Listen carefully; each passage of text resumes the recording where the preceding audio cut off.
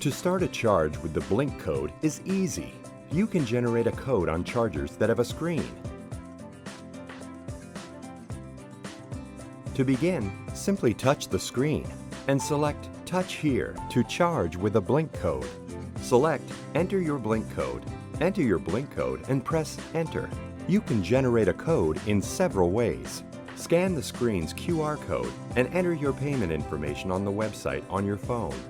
You can also select Blink code on the Blink mobile app or simply contact Blink support to request a code. Click Charge to start the charging session. The charge will also start automatically after 20 seconds. If your car isn't already plugged in, the charger will flash green. Once plugged in, the indicator light will flash blue. The charge is now started. Be sure to enable alerts to be notified when the charge is complete. The charger light will change to solid green when finished, or you can simply unplug your car. Return the plug to the unit and you're all set. Your session details will be emailed to you. Thanks for charging with Blink.